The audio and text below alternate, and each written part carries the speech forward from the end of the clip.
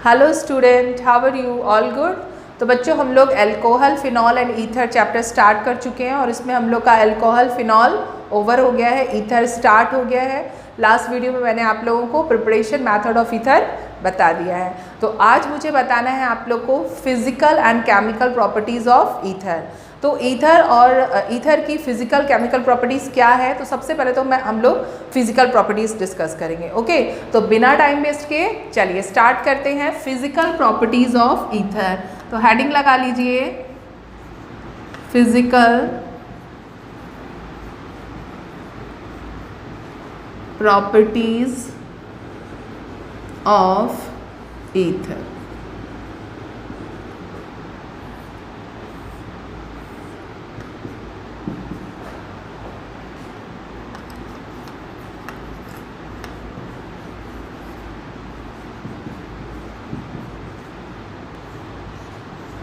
Pleasant smell and highly volatile liquid। और इनकी जो स्मेल होती है एक special type of, pleasant smell तो बोलते हैं लेकिन एक ईथरिक स्मेल होती है, ईथर लाइक स्मेल। तो देखिए फिजिकल स्टेट इसका कैसा है बच्चों। तो अगर हम बात करें dimethyl ether and ethyl methyl ether की, तो they are gases at room ordinary temperature या रूम टेम्परेचर हम लोग बोल सकते हैं। And the second thing is lower ethers are colourless, pleasant smell and highly volatile liquids. और इनकी एक स्पेशल टाइप ऑफ स्मेल होती है ईथर स्मेल, ठीक है। तो वो आप लिख भी सकते हो इसमें, जस्ट लाइक जैसे ईथर स्मेल या ईथरिक स्मेल बोलते हैं हम लोग उसको। तो पहले आप इसका फिजिकल स्टेट और इसका जो नेचर है इस तरह का कि किस तरह की स्मेल होती है, कलरलेस है, वॉलेटाइल लिक्विड है, ये आप नोट करो। फिर मैं आगे की इसकी बॉइलिंग पॉइंट बताती हूँ कि क्या होता है। तो बच्चों नेक्स्ट इसकी प्रॉपर्टी हम लोग देखते हैं बॉइलिंग पॉइंट। तो हेडिंग लगा लीजिए बॉइलिंग पॉइंट। तो इसमें आप लिखिए ether has very low boiling point as compare to, या फिर हम लिख लें दैन आइसोमेरिक अल्कोहल। तो भाई आइसोमेरिक अल्कोहल से ईथर का जो बॉइलिंग पॉइंट है वो इतना लो क्यों हो जाता है। तो हम यहाँ आइसोमेरिक अल्कोहल और ईथर की बात करें तो इसका एग्जाम्पल है इथॉक्सी ईथेन एंड ब्यूटेन 1-ऑल CH3 CH2 CH2 CH2OH। ये दोनों आइसोमेरिक आइसोमर्स हैं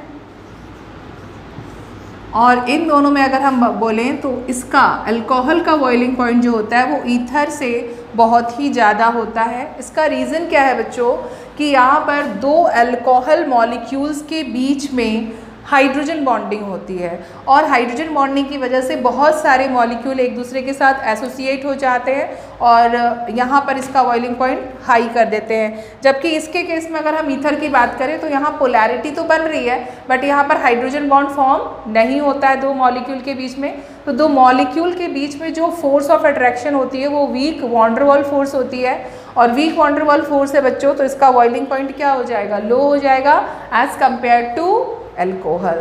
तो अल्कोहल और ईथर में अल्कोहल का बॉइलिंग पॉइंट हाई क्यों हुआ, क्लियर हुआ कि अल्कोहल के मॉलिक्यूल्स में क्या होते हैं, इसमें होते हैं हमारे हाइड्रोजन बॉन्ड्स,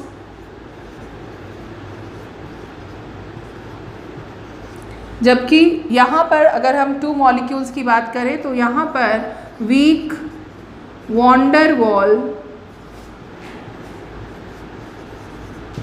फोर्स होता है, फोर्स ऑफ अट्रैक्शन होता है बच्चों दो मॉलिक्यूल के बीच में। तो आपको सीधा सीधा समझ में आ रहा है कि हमको बॉइलिंग पॉइंट में करना क्या होता है, जो बॉन्ड्स होते हैं उसको ब्रेक करना होता है। तो यहाँ पे जब weak van der Waals force of attraction है तो यहाँ पे बहुत ही कम टेम्परेचर हमको देना होगा और ये क्या हो जाएगा, ब्रेक हो जाएगा। जबकि यहाँ पे स्ट्रॉन्ग हाइड्रोजन बॉन्ड से बॉन्डेड है दो अल्कोहल के मॉलिक्यूल्स, तो यहाँ पर हमको ज़्यादा एनर्जी देनी होगी। That is the main reason the boiling point of alcohol is more than ether. Okay, note करिए इसको। तो बच्चों नेक्स्ट टर्म है हमारी सॉलिबिलिटी। तो क्या ये ईथर जो होते हैं वो वाटर में सॉलिबल होते हैं? तो चलिए देखते हैं।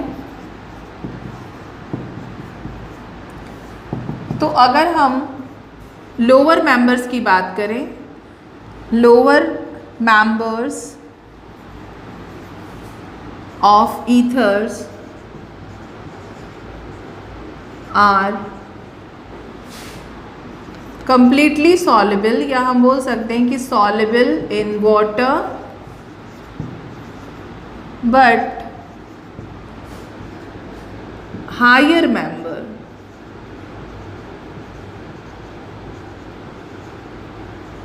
Of ethers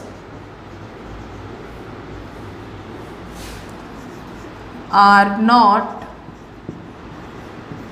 soluble in water।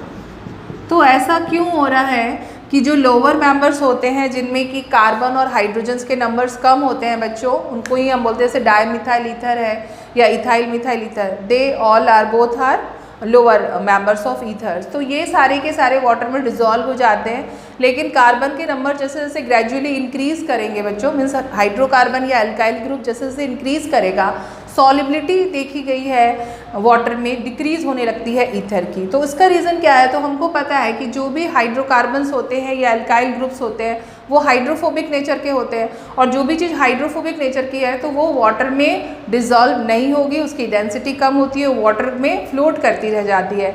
तो होता क्या है कि भाई ईथर क्यों हो जाते हैं डिज़ोल्व? तो यहाँ अगर हम डाईमिथाइल ईथर की बात करें बच्चों, तो ये जो हमारा ROR या CH3O CH3 वाला बॉन्ड है, ये क्या हो जाएगा, यहाँ पर पोलराइज्ड हो जाएगा, क्योंकि ऑक्सीजन की इलेक्ट्रोनेगेटिविटी कार्बन से क्या होती है, ज़्यादा होती है।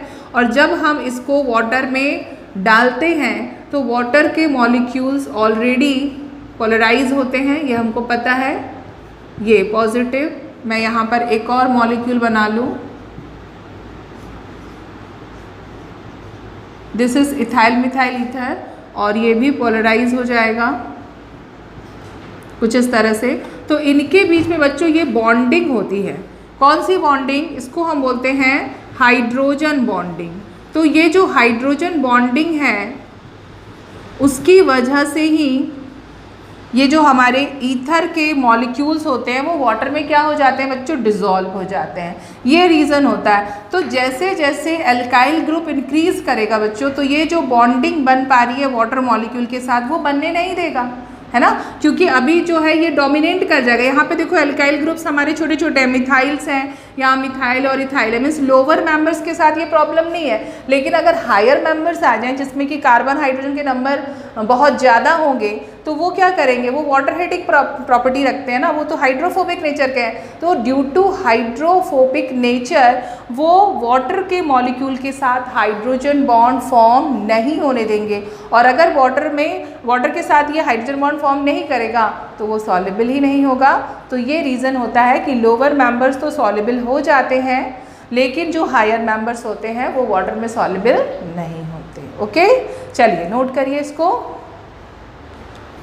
तो बच्चों फिज़िकल प्रॉपर्टीज़ के बाद अब हम लोग स्टार्ट करेंगे इसकी केमिकल प्रॉपर्टीज़। ओके, तो मैं यहाँ हेडिंग लगा लूँ, मैंने फिज़िकल यहाँ पे हटा दिया है। केमिकल प्रॉपर्टीज़, तो केमिकल प्रॉपर्टीज़ की बात करें हम लोग तो ईथर एक्चुअली में जो होते हैं माइल्ड कंडीशन में किसी के साथ रिएक्शन नहीं करते, मीन्स इनर्ट बिहेवियर दिखाते हैं। लेकिन अगर कुछ ड्रास्टिक कंडीशन है, कुछ स्पेशल कंडीशन हम लें तो जो हमारा ईथर है वो भी बहुत सारे कंपाउंड फॉर्म करता है। एक्चुअली में होता क्या है कि यहाँ पर जो इसका ईथर का CO बॉन्ड है वही पोलराइज्ड होगा, है ना, यही पोलराइज होके यही ब्रेक होगा। तो यहाँ पे कुछ जो रिएक्शंस हैं हम लोग देखेंगे कि कुछ स्पेशल कंडीशन पे ये किस तरह से रिएक्शन करते हैं और प्रोडक्ट फॉर्म करते हैं। जैसे मैं बात करूँ हैलोजन एसिड की, कि हैलोजन एसिड के साथ अगर हम इसकी रिएक्शन कराएं तो फर्स्ट रिएक्शन हम वही देखते हैं, रिएक्शन विद हैलोजन एसिड। तो हैलोजन एसिड क्या क्या होते हैं आप लोग को पता होगा बच्चों, HCl, HBr, HF, HI, है ना। तो अगर हम ईथर ले लें और ईथर की रिएक्शन हम किसी हैलोजन एसिड के साथ करा दें और टेम्परेचर हम लोगों को जो लेना है बच्चों वो लेना है 373 केल्विन, कुछ ये टेम्परेचर हमको लेना होगा। तो इस कंडीशन में होता क्या है, तो सबसे पहले तो जो हैलोजन एसिड है वो प्रोटॉन रिलीज़ करेगा, कुछ इस तरह से ब्रेक होगा और यहाँ पर ईथर का, ये जो हमारा ईथर है बच्चों, ईथर का CO बॉन्ड जो है वो इस तरह से क्लीव करेगा। ऑक्सीजन की इलेक्ट्रोनेगेटिविटी कार्बन से ज़्यादा है तो इसके ऊपर पार्शियल नेगेटिव चार्ज और इसके ऊपर आ जाएगा पार्शियल पॉजिटिव। तो अभी तो रिएक्शन बहुत ही इजी हो गई है, इसका नेगेटिव पार्ट इसके पॉजिटिव पार्ट के साथ बॉन्डेड होके क्या फॉर्म कर लेगा बच्चों, तो ये बना देगा अल्कोहल और साथ में हम लोगों को मिल जाएगा H है बच्चों और ये R है, सॉरी X है और R है, तो हम लोगों को मिल जाएगा alkyl halide. This is alkyl halide. ये चीज़ें हम लोगों को मिल रही है। तो when ether react with halogen acid at 373 kelvin temperature to form alcohol and alkyl halide, तो कुछ इस तरह की रिएक्शंस ये देते हैं। एंड नाउ अगर मैं यहाँ पर मिथॉक्सी मीथेन की बात करूँ बच्चों और मैं यहाँ पर ले लूँ हाइड्रोआइडिक एसिड HI ले लूँ और टेम्परेचर हमको रखना पड़ेगा यहाँ पे 373 केल्विन, तो कुछ इस तरह से रिएक्शन यहाँ पर हो जानी है, ये नेगेटिव पॉजिटिव। क्या बन जाएगा बच्चों, तो ये बनेगा हमारा मिथेनॉल, क्योंकि ये जो हाइड्रोजन है इस ऑक्सीजन के साथ आ जाएगा और ये जो CH3 है वो इस आयोडाइड आयन के साथ आ जाएगा और बना लेगा मिथाइल आयोडाइड।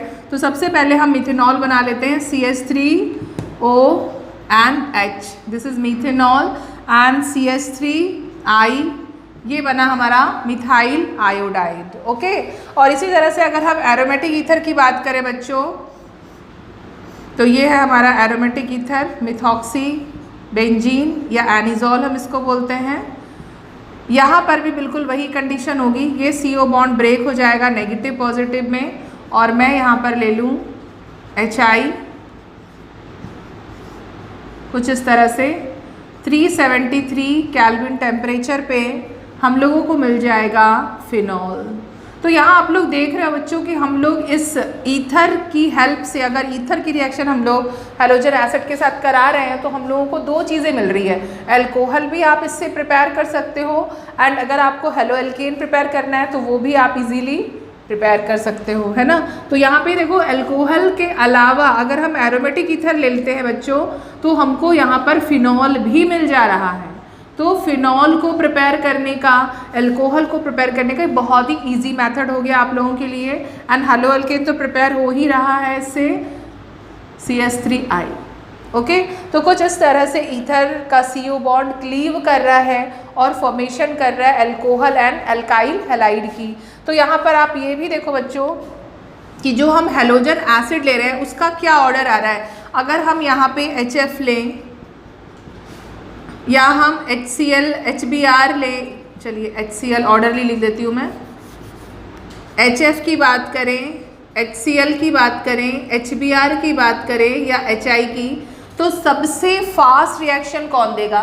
तो हम देख रहे हैं कि हैलोजन एसिड में HI बॉन्ड या HX बॉन्ड जो है वो ब्रेक होना चाहिए और वो जितनी जल्दी ब्रेक होगा उतनी ही जल्दी हम लोगों को अल्कोहल या फिर हम बोले कि अल्किल हैलाइड मिल जाएगा। तो आपको पता होगा कि जैसे जैसे हैलोजन का साइज़ इंक्रीज़ करता है, जो बॉन्ड लेंथ है हाइड्रोजन और हैलोजन के बीच की वो भी इंक्रीज़ करेगी और जिसकी बॉन्ड लेंथ ज़्यादा होती है बच्चों वो बॉन्ड कैसा होता है, वीक होता है। तो अभी आपको समझ में आ गया होगा कि सबसे पहले HI बॉन्ड ही ब्रेक होगा।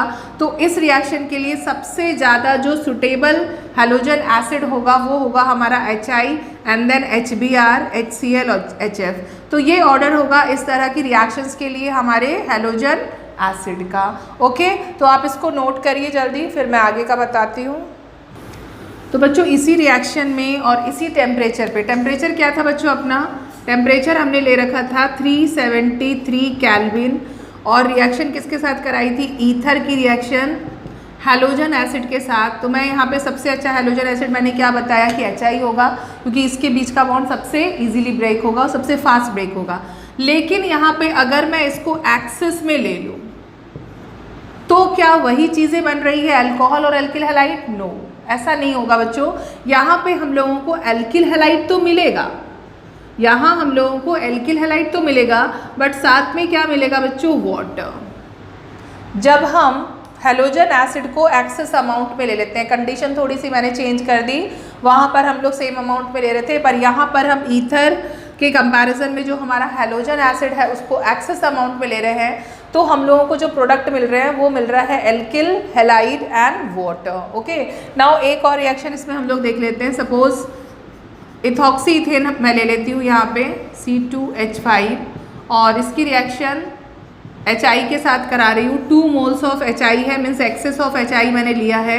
तो क्या फॉर्म होगा बच्चों, तो देखो यहाँ से ये जो बॉन्ड हैं ये ब्रेक हो गए। ये जो C2H5 है वो इस आयोडाइड आयंस जो कितने हैं, 2 है, तो 2 आयोडाइड आयंस के साथ बच्चों कुछ इस तरह से बना लेगा इथाइल आयोडाइड। आपको पता है कि यहाँ पर ये नेगेटिव और ये H+ के फॉर्म में जाएगा। अब यहाँ से भी ये इलेक्ट्रॉन को ले रहा है, यहाँ से भी ले रहा है, तो इसके ऊपर चार्जेस कितने हो गए, -2, और यहाँ H+ कितने, 2। तो ये दोनों आपस में मिलके यहाँ पे बना लेंगे वाटर।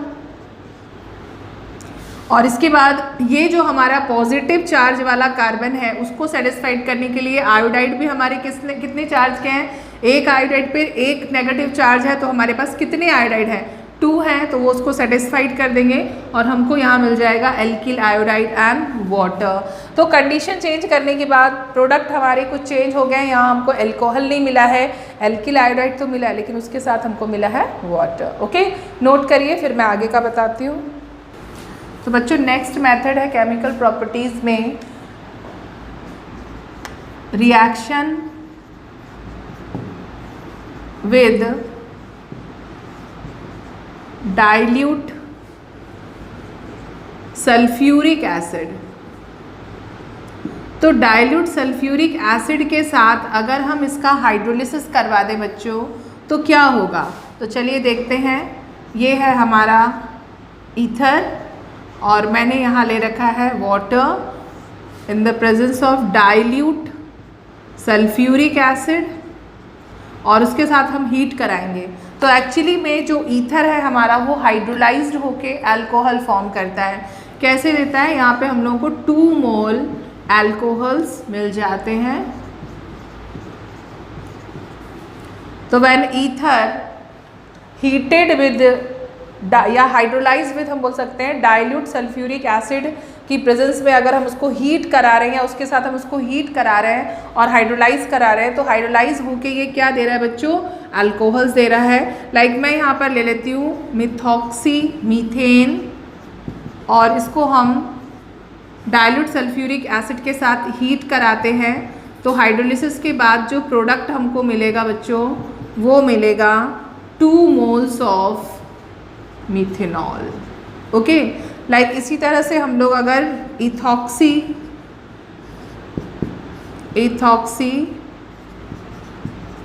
ईथेन की बात करें तो भी हम लोगों को कुछ इसी तरह से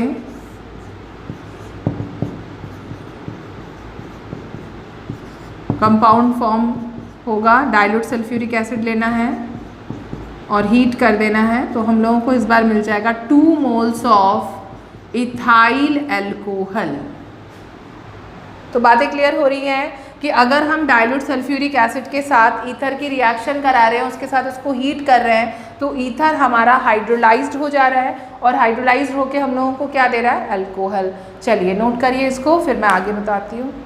तो बच्चों नेक्स्ट मेथड है हमारी फॉस्फोरस पेंटाक्लोराइड के साथ।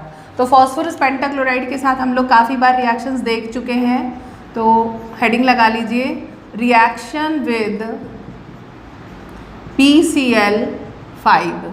तो फॉस्फोरस पेंटाक्लोराइड के साथ अगर हम ईथर की रिएक्शन करवाते हैं बच्चों, तो बॉन्ड किस तरह से ब्रेक होगा। तो मैं हमेशा आप लोग को बताती हूँ कि PCl5 का स्ट्रक्चर आपको ध्यान में रखना है, जिसमें 2 एक्सियल लॉन्ग बॉन्ड होते हैं जो कि काफ़ी वीक होते हैं, बाकी जो ये 3 होते हैं बॉन्ड इक्वेटोरियल, ये स्ट्रॉन्ग होते हैं। तो ये स्ट्रॉन्ग बॉन्ड एक जगह आ जाएंगे यहाँ, और बाकी जो दो लॉन्ग बॉन्ड है बच्चों वो इधर आ जाएंगे, जो कि काफ़ी वीक बॉन्ड है। तो कुछ इस तरह से इसमें क्लीव हो जाएगा, और अभी आप लोगों को समझ में आ गया होगा कि किस तरह की रिएक्शन हो रही है। PCl5 के साथ हमने ईथर को हीट करना है और हमको 2 मोल्स ऑफ इथाइल आयोडाइड मिल जाएंगे, जिसको मैं एक ही बार यहाँ पर लिख रही हूँ C2H5Cl, और इसके बाद हम लोगों को मिल जाएगा POCl3।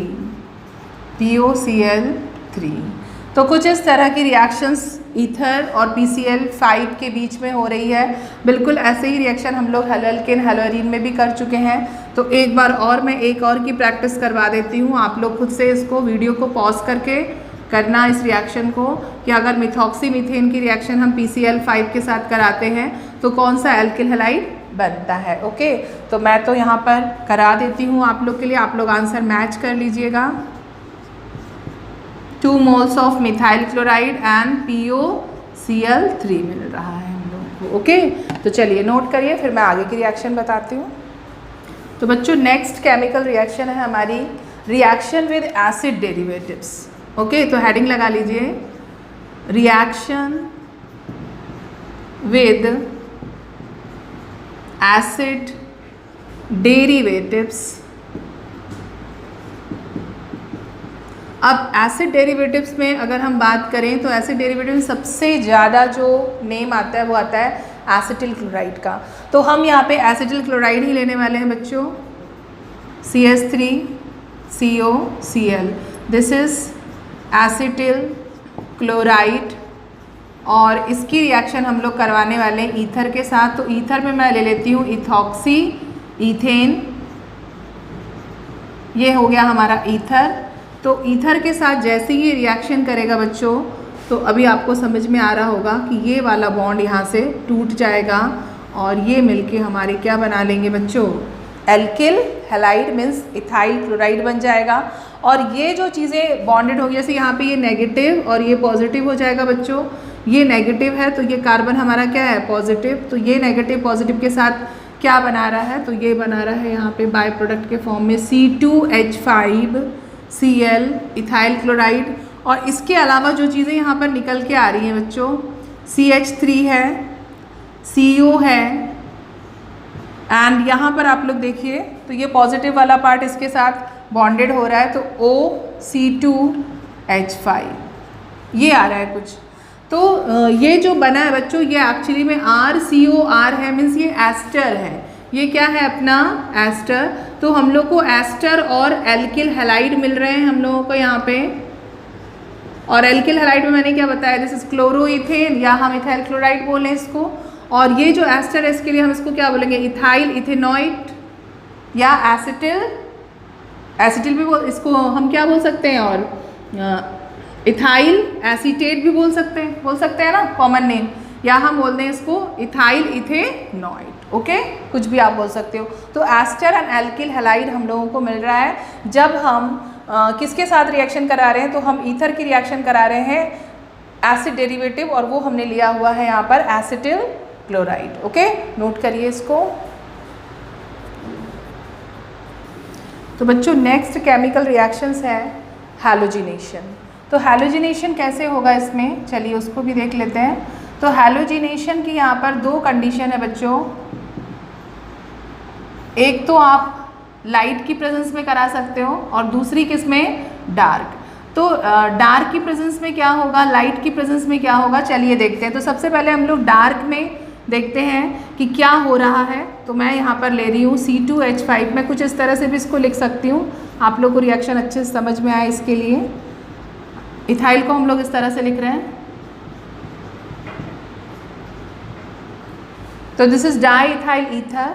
और ये जो कार्बन होते हैं फंक्शनल ग्रुप के जस्ट बगल वाला, तो ये दोनों अल्फा कार्बन होते हैं। तो एक्चुअली में जब डार्क में हम लोग इसका क्लोरीनेशन कराते हैं बच्चों, या हैलोजिनेशन, ब्रोमिनेशन भी हो सकता है यहाँ पे, तो होता क्या है कि जो अल्फा कार्बन के हाइड्रोजन होते हैं वो सब्स्टिट्यूट हो जाते हैं, और हम लोगों को जो कंपाउंड मिलेगा वो 1,1 डाईक्लोरो डाई इथाइल ईथर मिलेगा। कैसे मिलेगा, तो एक बार यहाँ से एक हाइड्रोजन गया और दूसरी बारी यहाँ से गया, मतलब कंटिन्यूस निकलता। तो सबसे पहले मैं अगर यहाँ से निकालूँ बच्चों, तो हम लोगों को जो प्रोडक्ट मिलेगा वो मिलेगा CH3CH, यहाँ पे मैं एक Cl लगा दूँ, ऑक्सीजन है, फिर CH2 है एंड CH3 है। एंड नाउ नेक्स्ट में क्या होगा कि इस बार ये वाले अल्फ़ा का एक हाइड्रोजन निकल जाएगा, तो इस तरह से 2 हाइड्रोजन और 2 Cl जो हैं वो निकल चुके हैं। और अभी हमको फाइनल प्रोडक्ट क्या मिलेगा बच्चों, तो CH3 CH Cl O CH Cl and CH3। तो अभी हम इसका नेम करें तो 1,2,1,2 ये है ना, तो नेम हो जाएगा 1,1 डाईक्लोरो डाई इथाइल ईथर, ये बन रहा है। और ये कंडीशन हमारी क्या है कि जब हम हैलोजिनेशन करा रहे हैं, मीन्स क्लोरीनेशन या ब्रोमिनेशन करा रहे हैं, तो वो करा रहे हैं किसमें, डार्क में। लेकिन अगर हम लोग लाइट की प्रेजेंस में करें तो ये चीज़ें बिल्कुल भी चेंज हो जाएगी। ओके, तो पहले आप इसको नोट करो, फिर मैं लाइट वाला आप लोगों को बताती हूँ। तो बच्चों ये तो हो गया डार्क में। अब अगर हम लोग लाइट की प्रेजेंस में क्लोरीनेशन कराते हैं तो क्या होता है, तो चलिए उसको भी देख लेते हैं। CH3 CH2O CH2 CH3, तो this is di ethyl ether, और मैं यहाँ पे क्लोरीनेशन करा रही हूँ लाइट की प्रेजेंस में। तो लाइट की प्रेजेंस में क्या होता है बच्चों कि जितने भी हाइड्रोजन होते हैं they all are substituted with chlorine, तो सारे के सारे क्लोरीन से सब्स्टिट्यूट हो जाते हैं, और जो हमारा कंपाउंड बनकर आता है वो आता है CCl3 एंड CCl2, इसके बाद ऑक्सीजन एंड CCl2, और यहाँ पर भी 3 हाइड्रोजन है तो CCl3 प्लस, क्योंकि 10 हाइड्रोजन थे तो हमको 10 चाहिए हैं Cl भी, तो मैं यहाँ पे 5 से यहाँ 5 मोल लूँगी Cl2, और यहाँ 10 HCl बाहर चले गए। और हम लोगों को जो मिला है बच्चों, ये मिला है पर क्लोरो डाई इथाइल ईथर, जिसमें टोटल 10 क्लोरीन है। इस ईथर में टोटल 10 क्लोरीन है, क्योंकि 10 हाइड्रोजन यहाँ पे सब्स्टिट्यूट हुए हैं किससे, क्लोरीन से। तो कुछ इस तरह का कंपाउंड हमको मिल रहा है जब हम लाइट की प्रेजेंस में ईथर का क्लोरीनेशन या हैलोजिनेशन कराते हैं। ब्रोमिनेशन के केस में भी यही होना है, तो यहाँ ब्रोमिनेशन क्लोरीनेशन ईजीली हो जाती है। तो चलिए इसको नोट करिए। तो बच्चों अभी तक हम लोगों ने जितने भी एलिफेटिक ईथर्स थे उनकी रिएक्शंस देखी है, एरोमेटिक ईथर की रिएक्शन नहीं देखी। तो अगर हम एरोमेटिक ईथर की बात करें बच्चों, मीन्स हम एनिजॉल की बात करें या मिथॉक्सी बेंजीन की, तो इसमें होता है बेंजीन रिंग, और बेंजीन रिंग जो है इसमें ऑर्थो एंड पैरा डायरेक्टिंग है, ये आप लोगों को समझ में आ रहा होगा अच्छी तरह से। तो यहाँ पर होंगी बेंजीन रिंग की वजह से इलेक्ट्रोफिलिक सब्स्टिट्यूशन रिएक्शन,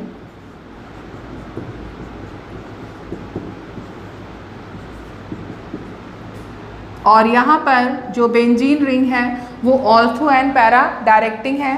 तो यहाँ सबसे पहले हम देख लें नाइट्रेशन। तो नाइट्रेशन में आप लोग बच्चों देख सकते हैं कि नाइट्रेशन में हम लोगों को क्या चाहिए रहता है। मैंने एरोमेटिक ईथर लिया हुआ है एनिजॉल, और एनिजॉल की reaction nitrating mixture concentrated HNO3 and concentrated sulphuric acid की प्रेजेंस में होता है। और मैंने बोला है यहाँ पे कि ऑर्थो एंड पैरा डायरेक्टिंग है, तो एक बारी जो प्रोटॉन है वो यहाँ से निकलेगा, तो दूसरी बारी कहाँ से निकलेगा, पैरा पोजीशन से। तो एक्चुअली में सबसे पहले तो आपको यहाँ पर ये समझना होगा कि कौन सा इलेक्ट्रोफाइल जनरेट हो रहा है, क्या इलेक्ट्रोफाइल है, कौन सा इलेक्ट्रोफाइल बनेगा यहाँ पर, और जो है कि सब्स्टिट्यूशन रिएक्शन देगा। तो आपको अगर इलेक्ट्रोफाइल पता है तो आप इजीली इलेक्ट्रोफिलिक सब्स्टिट्यूशन कर लोगे। तो नाइट्रिक एसिड में जो इलेक्ट्रोफाइल जनरेट होता है बच्चों वो होता है हमारा NO2 नाइट्रोनियम आयन। अब ये नाइट्रोनियम आयन क्या करता है, तो ये H+ की जगह लेता है। H+ यहाँ से निकलेगा और इस OH के साथ क्या बना लेगा बच्चों, वाटर, और यहाँ पर जो एनिजोल था उसके साथ ऑर्थो पोजीशन पे आ जाएगा नाइट्रो कंपाउंड, NO2 यहाँ आ गया अपना, तो ये बन गया बच्चों अपना ऑर्थो नाइट्रो एनिजोल। ओके, तो मैंने क्या बोला कि ऑर्थो एंड पैरा डायरेक्टिंग है, तो यहाँ पर कुछ अमाउंट में पैरा वाला भी तो बनेगा हमारा सब्स्टिट्यूट। तो मैं इस वाटर को यहाँ पर दिखा देती हूँ, और इस बार यहाँ से H+ निकला और हम लोगों को मिला ये वाला कंपाउंड जिसका नेम होगा बच्चों पैरा नाइट्रो एनिजोल, क्योंकि नाइट्रो कंपाउंड कहाँ लगा हुआ है, पैरा पोजीशन पर लगा हुआ है ना। तो this is para nitro anisole. Okay, तो ये हो गया हमारा नाइट्रेशन। ओके, तो नाइट्रेशन में सबसे ज़्यादा मेजर क्वांटिटी में कौन बनता है, ये आप लोग को मैं हेलोएल्केन हेलोएरीन वाले चैप्टर में ही बता चुकी हूँ। जो पैरा डेरिवेटिव्स होते हैं वो बनते हैं, क्यों, क्योंकि ये सिमेट्रिक होते हैं, रिपल्सन इसमें कम होता है, और ये बनेगा हमारा माइनर क्वांटिटी में ऑर्थो नाइट्रो, और लेकिन बनते दोनों ही। ओके, अगर ये 80 बन रहा है तो ये 20%। चलिए इसको नोट करिए। तो बच्चों नेक्स्ट जो इलेक्ट्रोफिलिक सब्स्टिट्यूशन रिएक्शन है वो है हमारी हैलोजिनेशन, और हैलोजिनेशन में हम लोग यहाँ पे ब्रोमिनेशन करवा सकते हैं। तो सारी चीज़ें वही रहेगी। एक हम लोग नॉन पोलर सॉल्वेंट लेते हैं CS2 कार्बन डाइसल्फाइड। होगा क्या, एक बार ऑर्थो पोजीशन से H+ बाहर निकलेगा और वहाँ पर ब्रोमोनियम आयन आ जाएगा, और एक बार ही कहाँ से आ जाएगा, पैरा पोजीशन पे। तो जो कंपाउंड बनेगा वो यहाँ पर नाइट्रो की जगह मुझे लिखना होगा क्या, ऑर्थो ब्रोमो एनिजोल, एंड यहाँ पे बन जाएगा बच्चों पैरा ब्रोमो एनिजोल। ओके, तो इलेक्ट्रोफिलिक सब्स्टिट्यूशन रिएक्शन जो है वो बहुत ही इजीली समझ में आ जाएंगी अगर आपको पता है कि benzene ring ortho para directing है या मेटा डायरेक्टिंग है। ओके, तो यहाँ पर याद रखना है कि ortho and para directing group है। ओके, तो यहाँ ऑर्थो एंड पैरा पोजीशन पे ही होगा, तो ये कंपाउंड बन जाएगा हैलोजिनेशन से। नोट करिए, फिर मैं आगे बताती हूँ सल्फोनेशन। तो बच्चों नेक्स्ट मेथड जो है हम, नेक्स्ट मेथड तो नहीं बोलेंगे, नेक्स्ट रिएक्शन बोलेंगे। नेक्स्ट रिएक्शन जो है हमारी वो है सल्फोनेशन। तो सल्फोनेशन के लिए हम लोग क्या यूज़ करते हैं बच्चों, तो वो हम यूज़ करते हैं कॉन्क सल्फ्यूरिक एसिड, और जो कॉन्क सल्फ्यूरिक एसिड होता है वो कुछ इस तरह से ब्रेक होता है, आप लोग को पता होना चाहिए, OH negative and HSO3 positive. Okay, तो ये जो हमारा सल्फोनिक ग्रुप है वो एक बारी कहाँ आ जाएगा, ऑर्थो पोजीशन पे, और एक बारी आ जाएगा हमारा पैरा पोजीशन पे। ठीक है, तो ये बन गया हमारा ऑर्थो सल्फोनिक एनिजोल, और ये बन गया हमारा पैरा सल्फोनिक एनिजोल। ओके, जो कि मेजर क्वांटिटी बनेगा। चलिए इसको नोट करिए, फिर मैं फ्रीडल क्राफ्ट रिएक्शन बताती हूँ। नाउ बच्चों नेक्स्ट मेथड है इसमें फ्रीडल क्राफ्ट। तो फ्रीडल क्राफ्ट एल्काइलेशन या एसाइलेशन हम लोग दोनों यहीं देख लेंगे, alkylation and acylation reaction. Okay, तो Friedel Crafts alkylation and acylation जो है हमारा एनिजोल के साथ किस तरह से होगा, चलिए देख लेते हैं। तो ये है हमारा एनिजोल, और सबसे पहले मैं कराऊंगी एल्काइलेशन। इसके लिए हम लोगों को क्या चाहिए बच्चों, तो इसके लिए चाहिए हम लोगों को alkyl halide in the presence of anhydrous AlCl3 जो कि एक लुईस एसिड है, और इसके अलावा हम एक non polar solvent carbon disulphide भी लेते हैं। तो यहाँ होता क्या है बच्चों, तो यहाँ पर ये जो ग्रुप है हमारा CH3 ग्रुप, वो जाके यहाँ ऑर्थो और पैरा पोजीशन पर अटैक करेगा और यहाँ से जो प्रोटॉन है वो सब्स्टिट्यूट हो जाएगा मिथाइल ग्रुप से। तो एक बारी ऑर्थो से एंड एक बारी कहाँ से हो जाएगा हमारा पैरा से, और जो कंपाउंड बनेगा वो कुछ इस तरह से बन जाएगा बच्चों। ये बनेगा ऑर्थो का और ये बन जाएगा हमारा पैरा का।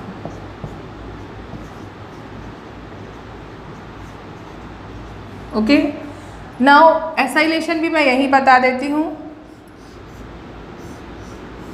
तो ये है हमारा एरोमेटिक ईथर, और एसाइलेशन के लिए हम लोग एसिटिल क्लोराइड ले लेते हैं।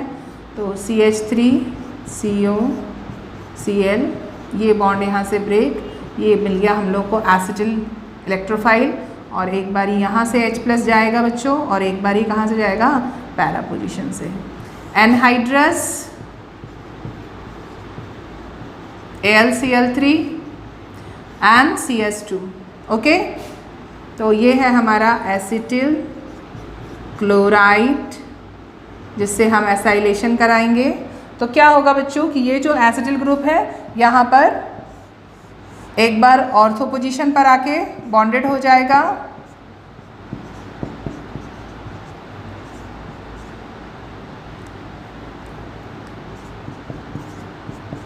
और एक बार पैरा पोजीशन पे आ जाएगा बच्चों। तो इस तरह से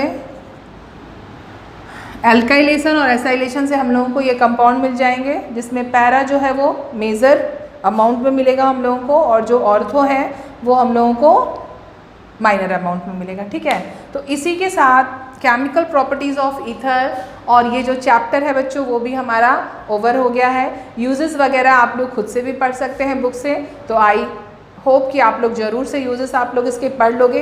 बाकी जितना भी पोर्शन था एनसीईआरटी का वो मैंने सारा आप लोगों को वीडियो में करा दिया है। तो अब हम लोग नेक्स्ट चैप्टर में मिलेंगे बच्चों, तब तक के लिए पढ़ते रहिए। All the best.